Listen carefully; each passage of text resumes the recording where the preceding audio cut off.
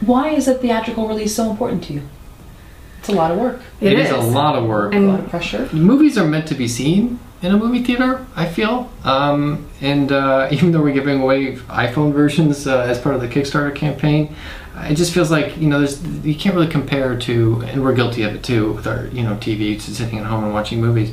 But there's something about seeing a movie in a theater, and you know, we've played at all these festivals, and people come up to us afterward and they say really nice things, and they say, I wish Hollywood made movies like this. This movie could be in a theater.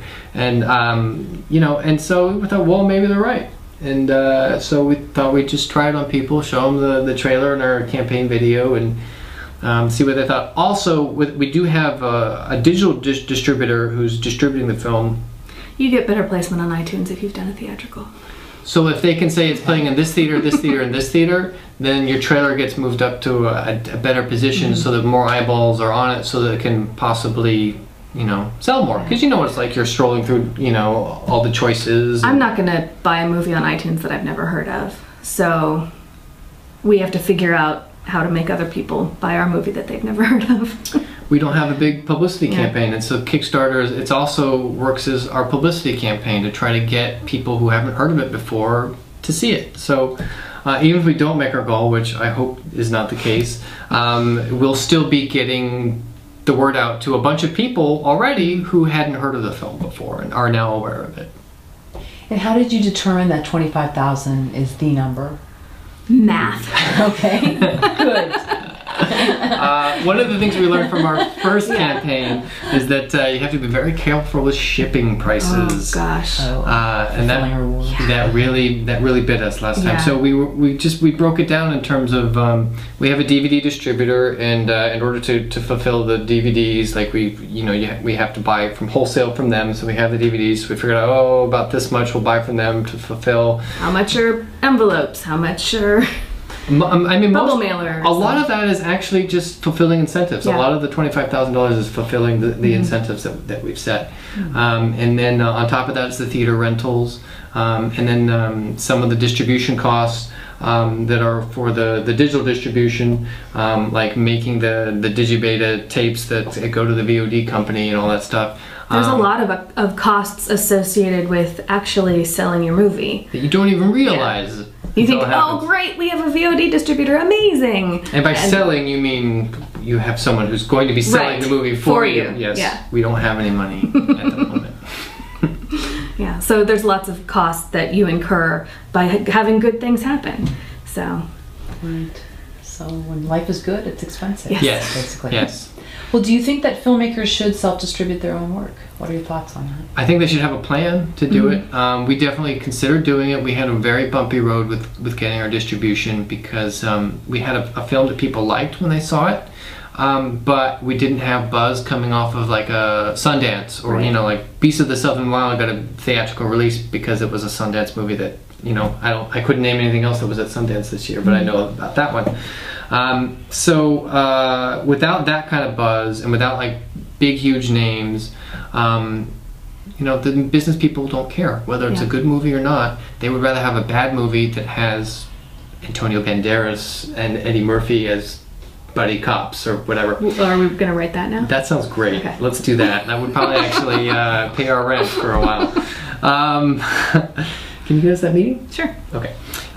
So I don't even remember what my point was. I was talking about distribution. Oh, should filmmakers self-distribute? Yeah. So you have to have. They should, so that we can see how they did it, and then maybe do that next time. Okay. Like you can go through distributor.com where you pay like a flat fee, and then it helps as an aggregator to get you on iTunes and Amazon and Hulu and Netflix and all that stuff. But that just helps you get on there. It doesn't help with marketing or whatever. But you don't have to pay a sales agent, or you don't have to pay a distributor a percentage. So you get to keep everything that comes in. So it's possible. Everything's changing right now so much, and there's so many cool companies like Distributor or like Tug.com that are popping up, and I wish someone would hurry up and become the thing to do. So so that it'll be much easier to know what to because do. you can self-distribute, and definitely if you can't get anyone to help you, then you definitely should. Yeah. Or like hybrid distribution, where you're doing some things yourself and the distributor's doing some things, which is more what we're doing, because we're also sort of self-distributing on our website. We're going to be selling the DVD and digital downloads. And we'll of the probably movie. have them in the trunks of our car for the next 10 years or so too, if anyone sees us around. Right. But we chose to go that way instead of just doing it all ourselves, just because this We is want our to make first time another doing movie it. too. Yeah. I don't want to this be a our life. distributor. Yeah. That's not something I'm personally interested in. We may have to be, because that's how the industry is turning. But I would like someone else to do that for us so we can make another movie. The industry seems to be moving towards the model of the music industry, where it's, bands are marketing directly to their fans and creating content, smaller niche content, so like no one's making the big, money that they used to make, but they're selling merchandise and stuff, and people are supporting them that way. And we actually use Topspin, which is this great company that a lot of musicians use to sell their stuff. Amanda Palmer, the Pixies, Dead Can Dance. Who else uses it? Kevin Smith, I think, used it. And we love them. We sell our book through them, and we will sell the movie through there. So who knows what's going to happen.